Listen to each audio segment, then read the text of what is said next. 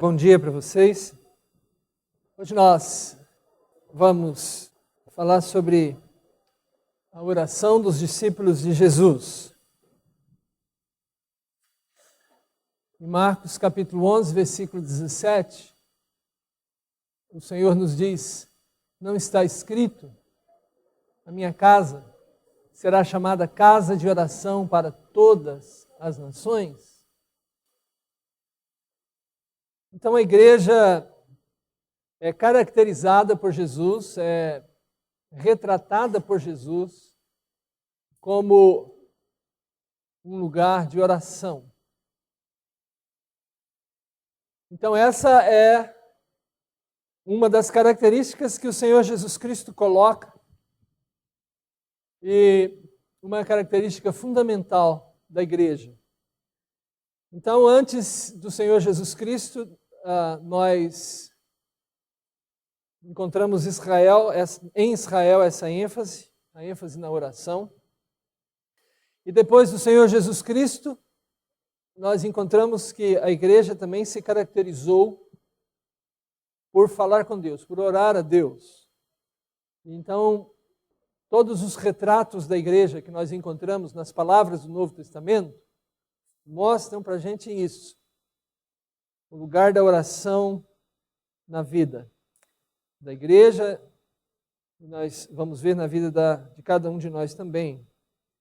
Antes de continuar, então, vamos procurar a Deus em oração. Senhor, nós pedimos que esse tempo nosso aqui, quando vamos ser instruídos pelo Senhor através da palavra e do Espírito, de fato, possamos compreender um pouco melhor, para viver também melhor a vontade do Senhor. Em Cristo Jesus nós oramos. Amém.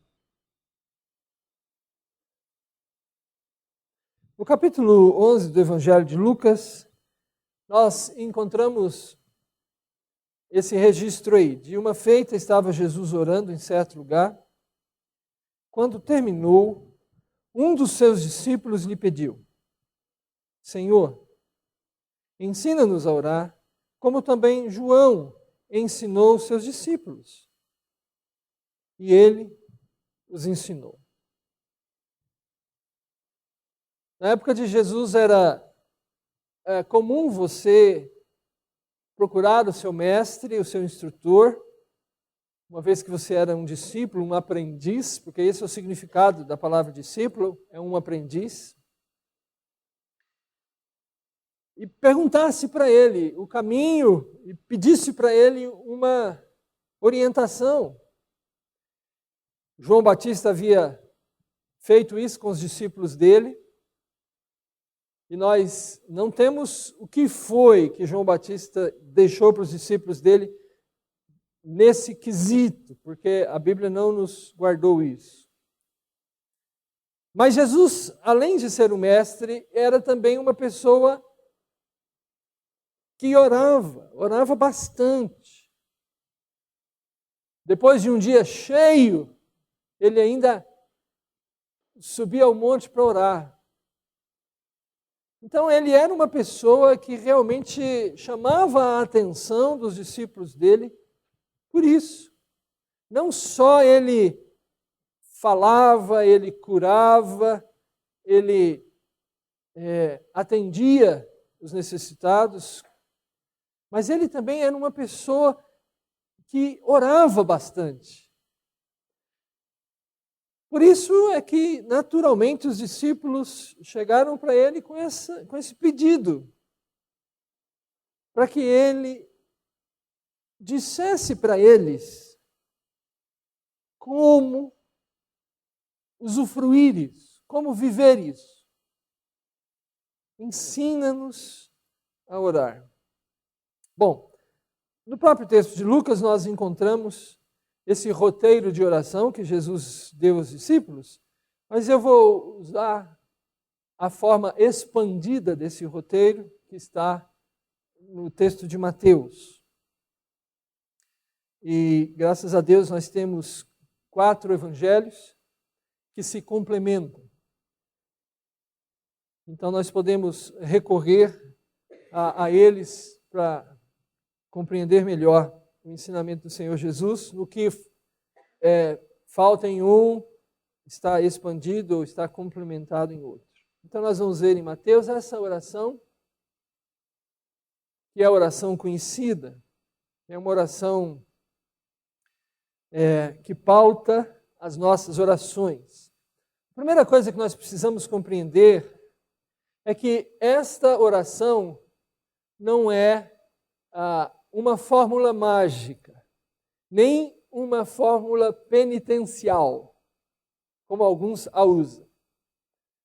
Então, antes no Evangelho de Mateus, de Jesus Cristo ensinar os discípulos com essas palavras, Jesus Cristo os advertiu para que eles não usassem vãs repetições, para que eles não ficassem repetindo palavras que não tivessem conexão com o ser deles, que não tivesse conexão com a intenção deles. Para que eles não usassem as próprias palavras de Jesus de maneira equivocada. Isso está lá em Mateus capítulo 6. Então, nós encontramos aí um modelo, um roteiro para orientar a nossa vida de oração. E quando você observa esse roteiro, você vai observar que praticamente todas as orações registradas na Bíblia se encaixam aí. Depois faça esse estudo, tanto no Antigo quanto no Novo Testamento. E você vai perceber que a semelhança das orações tem esse ponto em comum. Jesus era um homem que orava, falava com o seu Deus e Pai, conhecia as orações do Antigo Testamento e estava preparando os seus discípulos para orar como ele, na pauta dele. Muito embora esta oração é melhor ser chamada como a oração dos discípulos. É comum a gente também chamar esse texto de a oração do Senhor, não é? Volta e meia as pessoas fazem isso. Aqui na minha Bíblia, o título desse texto em Lucas é a oração dominical. Em outras palavras, a oração do Senhor, do dia do Senhor. Né? Muito bem. Mas é melhor a gente entender que essa oração é a oração dos discípulos. Porque há um ingrediente aqui pelo qual Jesus Cristo jamais oraria. Qual é? Qual é o ingrediente aqui pelo qual Jesus jamais oraria? Perdoa os nossos pecados. Não havia razão nenhuma para Jesus orar isso. Nenhuma. Porque ele simplesmente não tinha pecado. E ele sabia que não tinha pecados. Então, por esse motivo, Jesus jamais oraria. Então, é melhor a gente entender que Jesus estava colocando aqui muitos dos motivos pelos quais ele orava, mas também havia esse motivo que apenas os discípulos precisariam orar. E para nos ajudar a entender o que significam essas palavras, eu gostaria de recorrer aqui à nossa confissão de fé e ao nosso catecismo. Porque existe um verdadeiro tesouro aqui. Verdadeiro. Eu tenho certeza que se nós estudássemos bem e aproveitássemos esse recurso, nossa vida de oração seria mais intensa e muito mais compensadora. Porque o que nós temos na nossa confissão de fé e nos nossos catecismos é resultado de homens que oraram. O que está registrado ali não é mero estudo acadêmico, mas é a expressão de homens que criam e falavam com Deus. Então, por isso é que eu vou me recorrer a eles, para nós meditarmos nessas palavras do Senhor Jesus Cristo. Pai nosso que estás nos céus. A nossa confissão de fé, então, nos fala sobre esse Deus a quem oramos, dizendo: há um só Deus, vivo e verdadeiro, o qual é infinito em seu ser e perfeições. Ele é um Espírito puríssimo, invisível, sem cor, membros ou paixões. É imutável, imenso, eterno, incompreensível, onipotente, onisciente, santíssimo, completamente livre e absoluto, fazendo tudo para a sua própria glória e segundo o conselho da sua própria vontade, que é reta e imutável. É cheio de amor, é gracioso, misericordioso, longânimo, muito bondoso e verdadeiro remunerador dos que o buscam.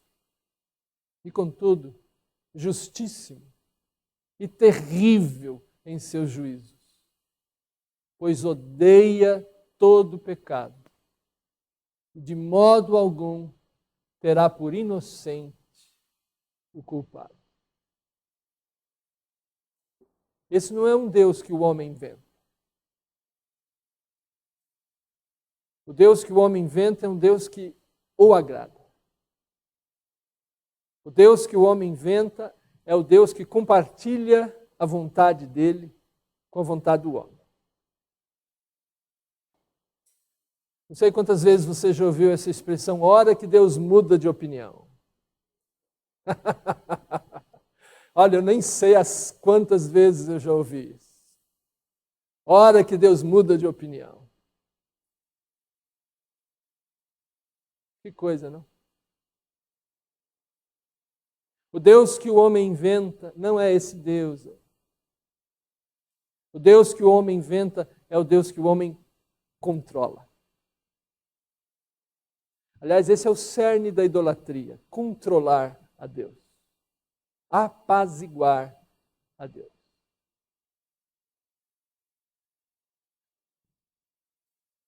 Então, quando Jesus ensina os discípulos a orar, Jesus diz que o pai deles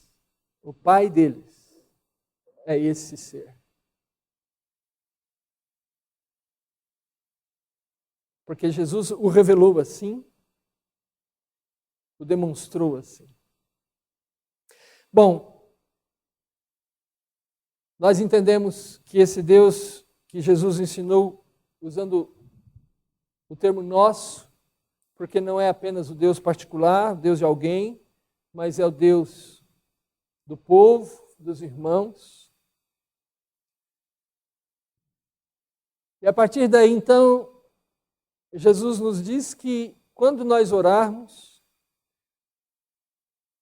em primeiro lugar, vem o que interessa a Deus, a Ele. Em primeiro lugar, vem o que interessa a Ele. Então Jesus diz: santificado seja o teu nome. E o que significa isso? Então nosso catecismo nos ajuda dizendo, reconhecendo a inteira incapacidade e indisposição que há em nós e em todos os homens de honrar a Deus como é devido, pedimos que Ele, pela sua graça, nos habilite e nos incline a nós e aos demais a conhecê-lo, confessá-lo e altamente estimar a Ele e a seus títulos, atributos, ordenanças, palavras, obras e tudo aquilo por meio do qual Ele se dá a conhecer, a glorificá-lo em pensamentos, palavras e obras, que Ele impeça e remova o ateísmo, a ignorância, a idolatria, a profanação de tudo quanto o desonre. E Ele, pela sua soberana providência, dirija e disponha tudo para a sua própria glória. Esse é o interesse de Deus. O interesse é que o nome e o ser dele, porque você sabe que quando a Bíblia usa nome, e Deus revela usando nomes para si, Deus está, através dessa nomenclatura, mostrando quem Ele é. Tudo isso compõe o retrato que Deus vai fazendo de si.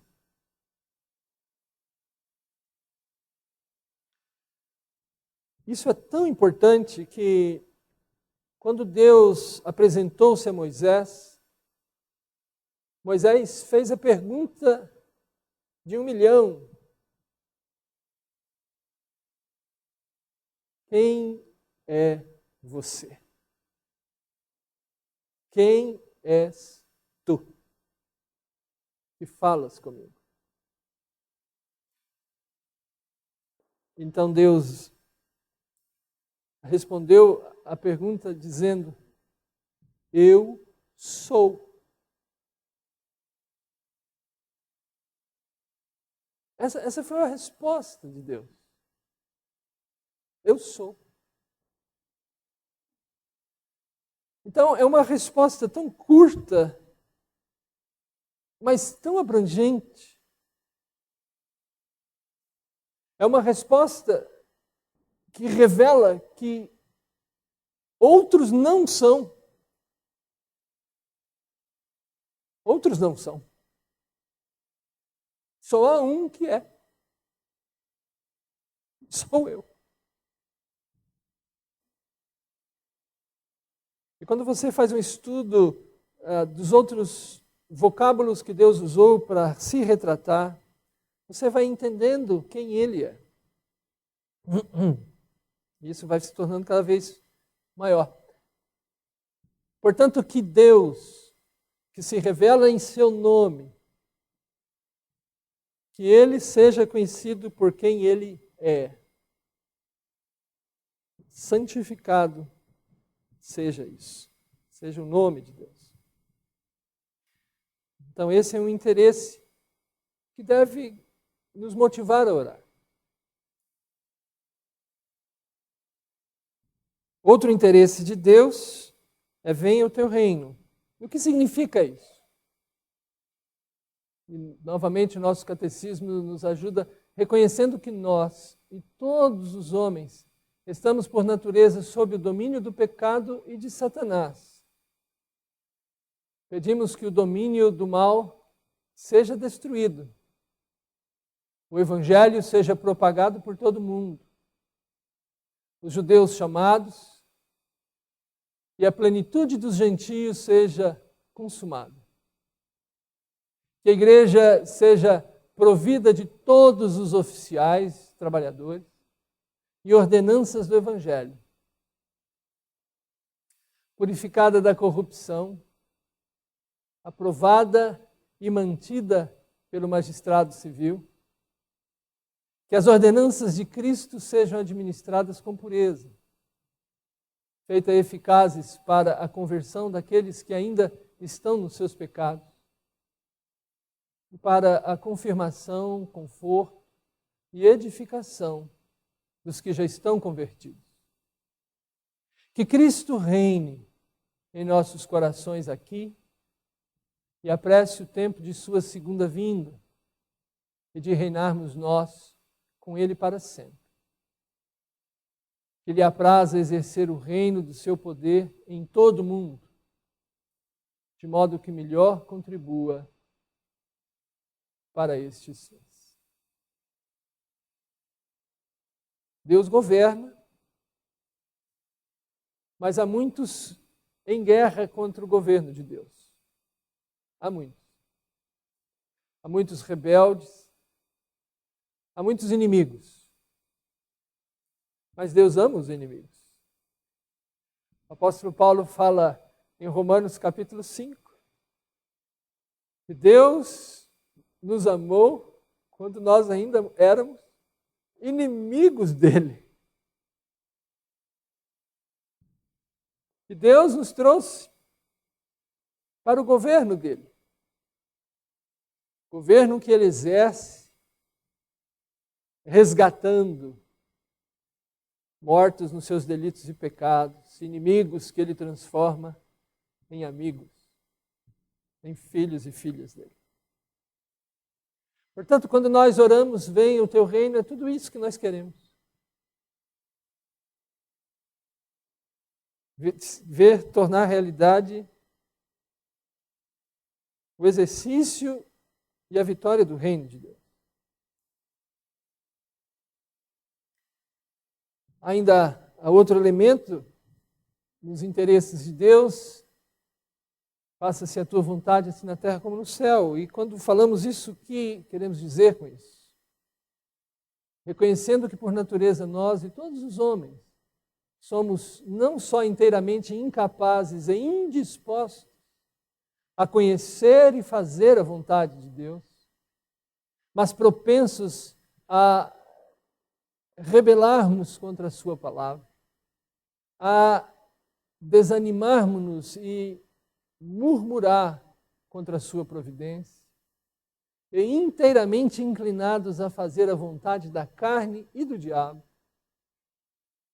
Pedimos que Deus, pelo seu Espírito, tire de nós e de todos os demais toda cegueira, fraqueza, indisposição e perversidade do coração, e pela sua graça nos faça capazes e prontos para conhecer, fazer e submeter-nos à sua vontade em tudo, com humildade, alegria, fidelidade, diligência, zelo, sinceridade e constância, como os anjos fazem no céu.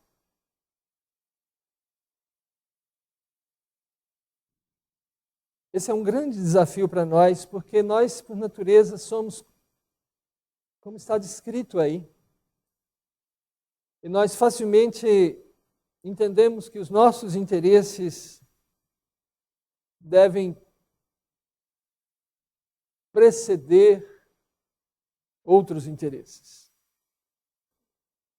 Nós fazemos isso instintivamente, naturalmente, porque somos assim.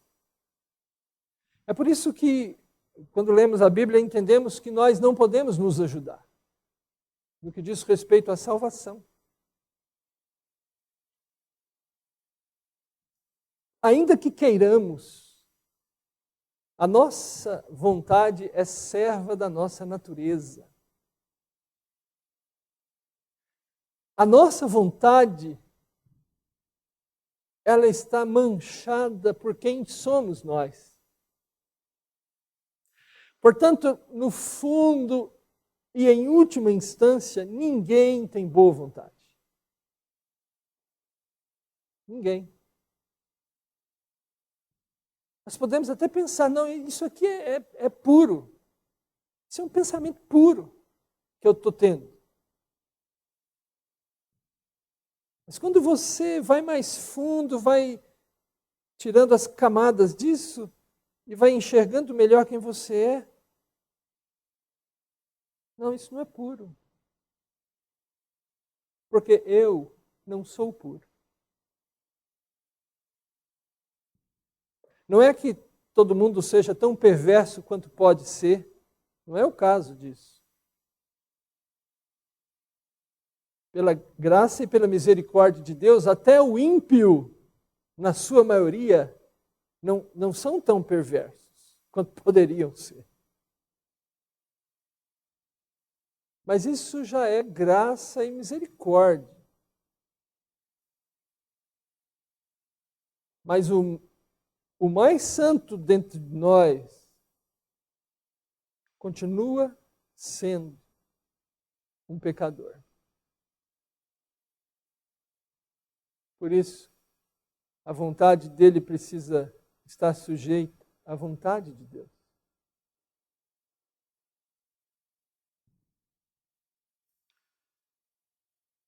Então é tão importante que nós entendamos que a vontade de Deus prevalece e prevaleça sobre a nossa própria. Hoje, na nossa vida, nesse instante, como de fato ela é prevalente na eternidade.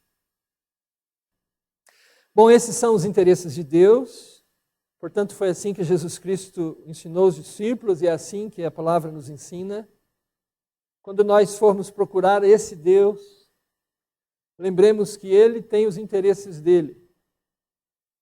E os interesses dele são melhores e maiores que os nossos interesses. Então, antes de procurarmos e apressadamente nos dirigirmos a Deus, vamos refletir um pouco. Vamos refletir um pouco. E vamos ordenar a nossa oração.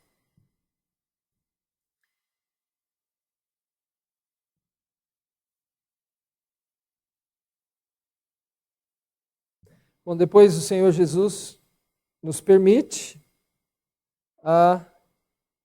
colocar os nossos interesses, legítimos como são.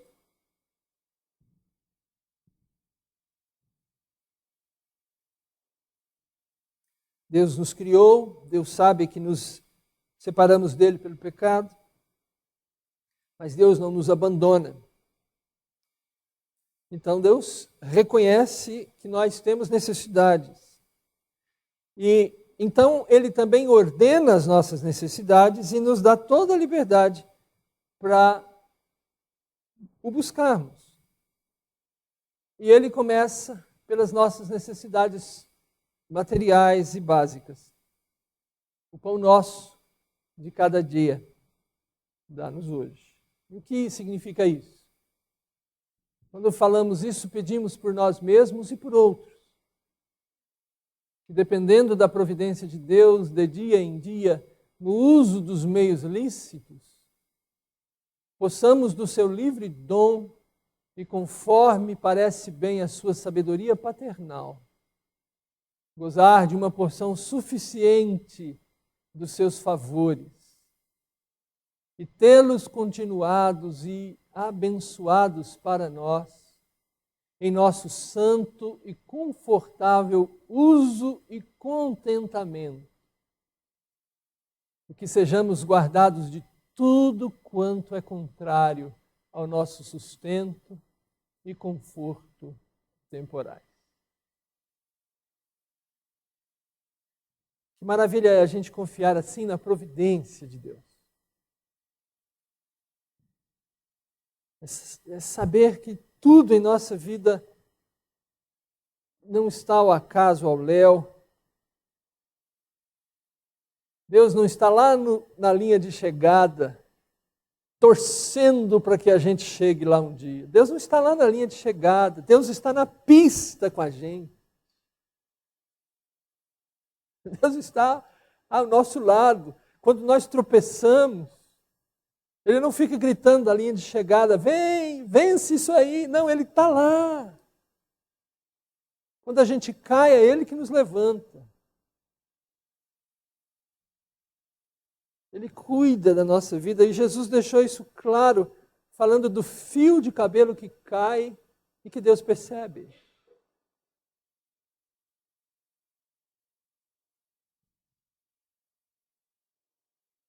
E Jesus faz questão de dizer o pão nosso de cada dia.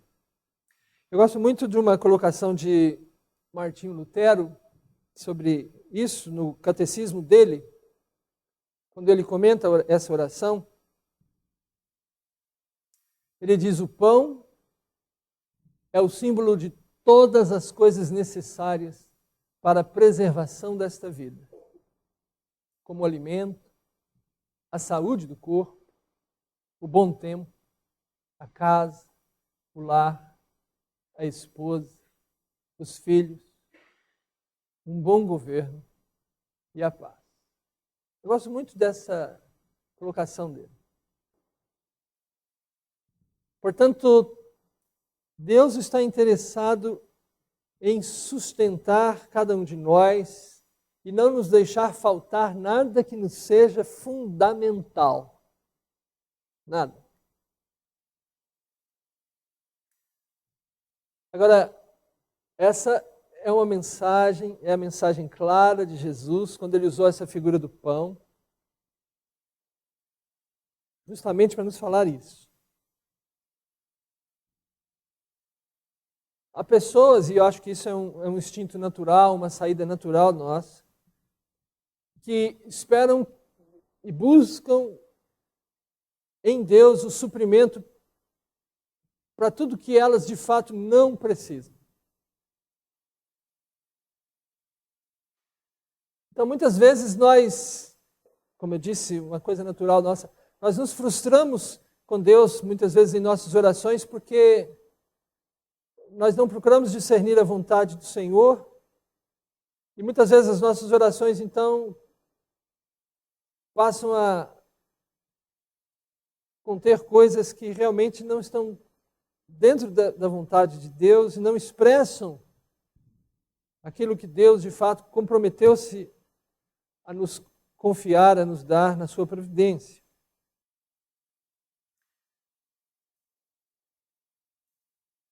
Às vezes nós nos deixamos levar pelas informações que nos são colocadas de que a gente não vai ser feliz se a gente não possuir isso ou aquilo. Férias na casa dos pais, na casa dos tios, é fracasso. Férias legais é na Europa, em Cancún. Se você não tem essas férias, nem sai de férias. Né? A gente se deixa levar para essas mentiras. Se deixa levar por coisas de homens.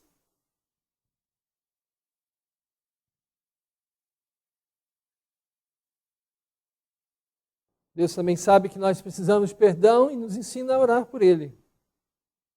Perdoa-nos as nossas dívidas, assim como nós temos perdoado aos nossos devedores. O que significa isso? Nosso catecismo diz: reconhecendo que nós e todos os demais somos culpados do pecado original e atual. E por isso nos tornamos devedores à justiça de Deus. Reconhecendo que nem nós, nem outra criatura qualquer pode fazer a mínima satisfação por essa dívida. Pedimos por nós mesmos e por outros.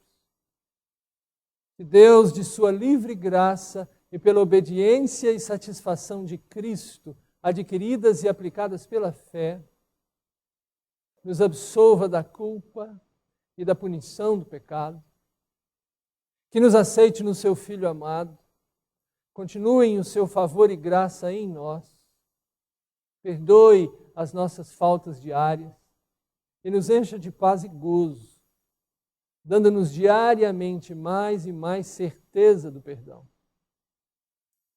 Que tenhamos mais coragem de pedir e sejamos mais animados a esperar, uma vez que já temos este testemunho em nós, que de coração já perdoamos aos outros as suas ofensas. O Senhor então coloca aí vinculados o perdão de Deus e a nossa oferta de perdão.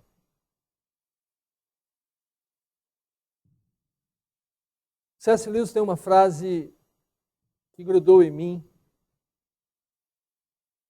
Ele diz: perdoar é uma boa ideia, até que se tenha algo a perdoar.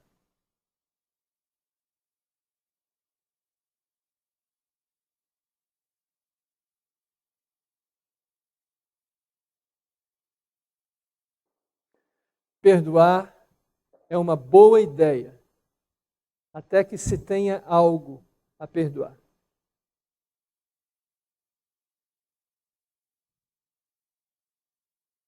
O perdão não é natural. Não é mesmo. O natural é a vingança. É a retribuição.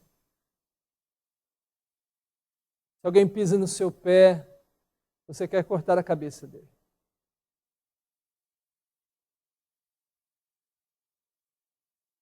Aquela lei lá do Antigo Testamento que fala olho por olho, dente por dente, que alguns acham que incita a violência, na verdade, refreia. Se alguém te ferir o olho, você não pode feri-lo de volta além do olho. Se alguém quebrar o seu dente, você não pode fazer mais do que quebrar o dente dele. Ela refreia a violência. Se alguém pisa no seu pé, você quer cortar a cabeça dele. Eu já compartilhei com vocês aqui, eu tive um problema com um determinado banco aí do nosso país. Eu cheguei lá, encerrei a conta, fiz o que a pessoa que me atendeu dizia que eu devia fazer. Fiz, virei as costas e fui embora.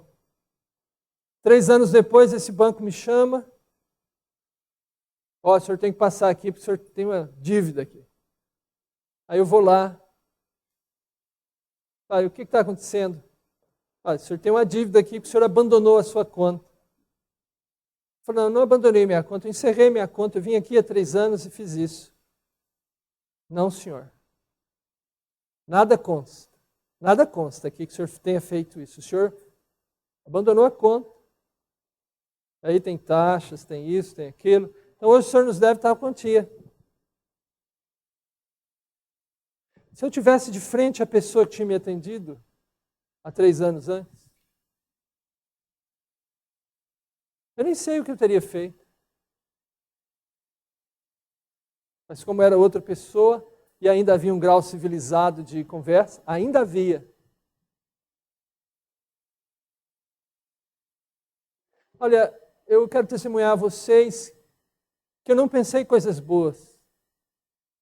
Eu não pensei coisas boas. E eu não tenho coragem de falar para vocês o que eu pensei que deveria acontecer com aquela pessoa que me atendeu 3 anos antes.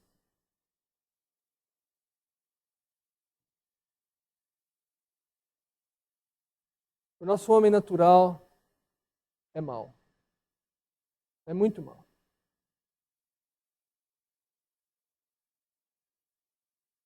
Perdoar é uma excelente ideia, até que você tenha algo a perdoar. Aí essa ideia te faz entender quem você é. E te mostra que se não for a graça de Deus, não há perdão para ninguém.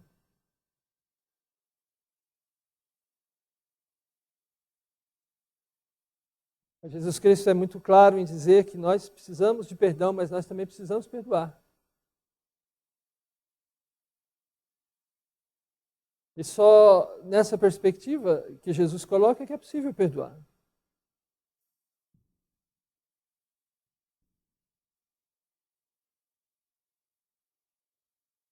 Outra grande necessidade que nós temos é a necessidade de proteção para não cairmos na tentação.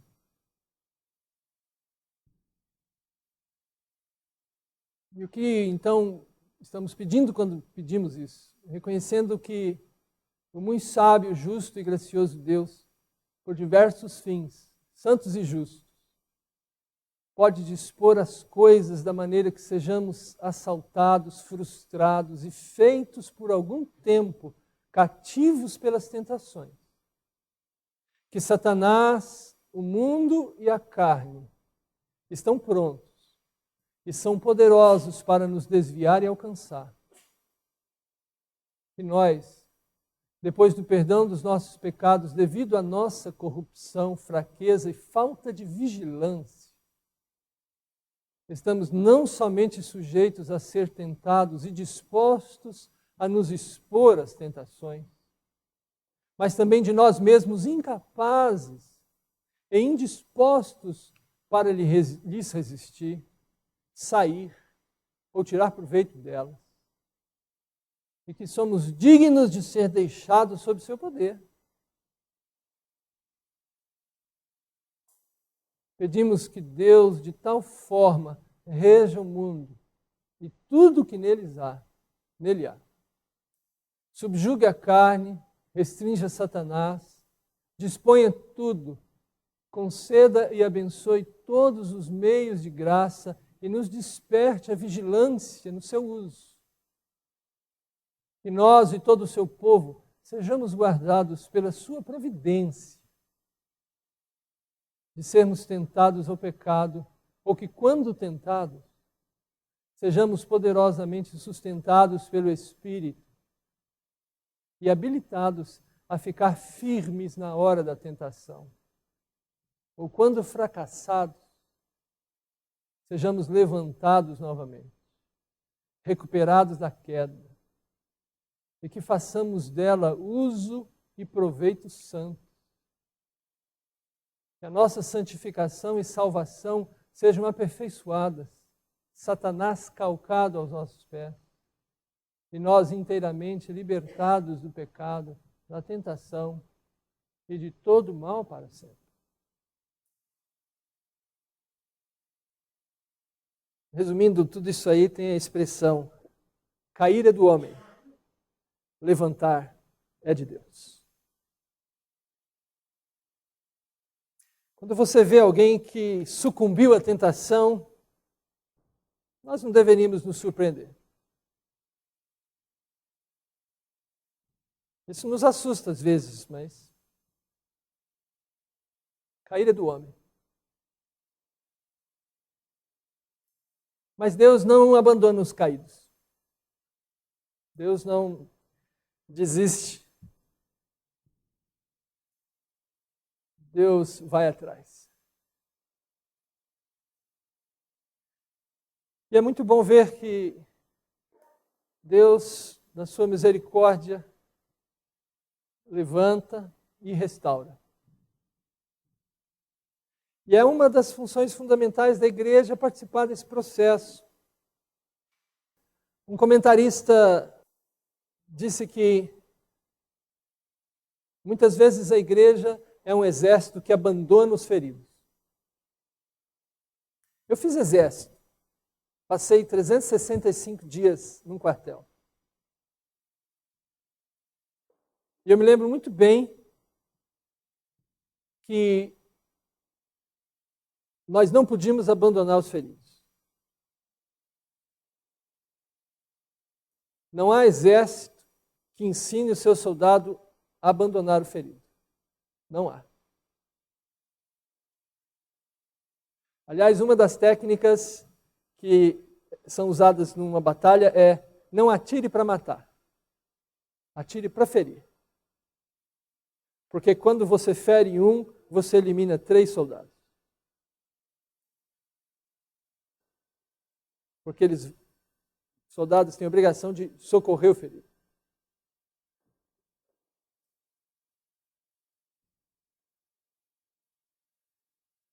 Todos nós somos tentados, todos nós estamos sujeitos às mesmas propostas. Alguns de nós têm vantagem sobre outros em alguns pontos, mas não tem nenhum de nós que tem vantagem sobre os outros em todos os pontos. Nenhum de nós é assim. Tem problemas, tem pessoas que não têm problema com dinheiro. Podem ter muito ou podem ter pouco. Elas não têm problema com dinheiro. Mas tem pessoas que, tendo pouco, se desesperam e que, tendo muito, nunca têm o bastante. Então, para essas, o dinheiro é um grande problema, é uma grande tentação. Há pessoas que não têm problema na área sexual. Se contêm, se administram. Há outras pessoas que essa é uma área perigosíssima para elas. Terrível. Há pessoas que, entre aspas, são da paz, se dão bem com todos. Então, elas nunca vão ter problema assim, de relacionamento sério. Há outros que são do outro lado. Que sempre tem problemas de relacionamento. Sempre.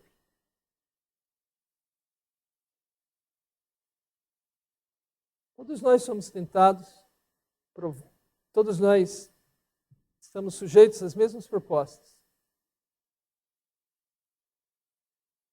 Venceremos umas com facilidade, outras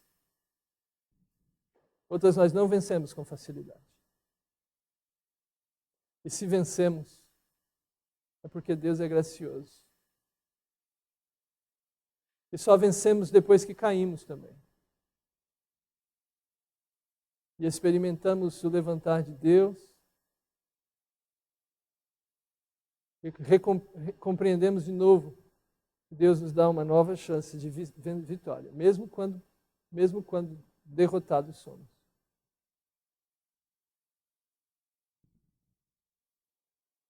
Por isso é que Jesus fez questão de incluir isso para nós. Não nos deixes cair em tentação, mas livre-nos do mal.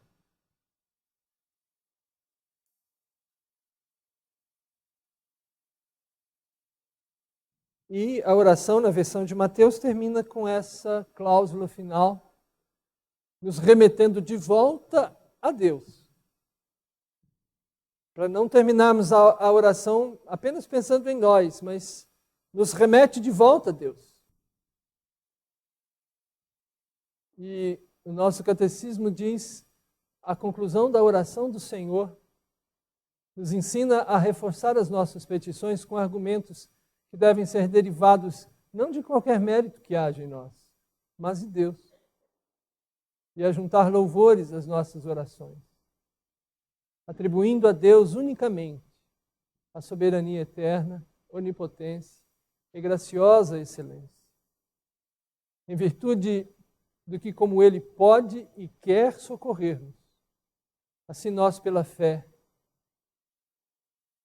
estamos animados a instar com Ele a que atenda aos nossos pedidos e a confiar tranquilamente que assim o fará. E para testemunhar os nossos desejos e certeza de sermos ouvidos, é que dizemos, é verdade. Porque o sentido de amém é esse. É verdade. Isso é verdade.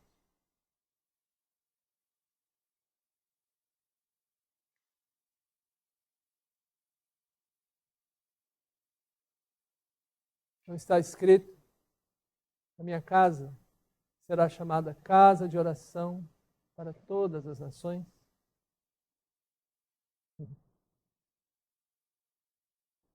Vamos encerrar a aula falando com Deus. Senhor,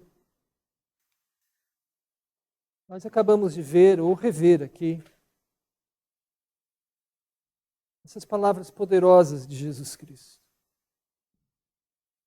Palavras que têm orientado os discípulos do Senhor Jesus Cristo há 2000 anos. Palavras que, quando palavras nos faltam,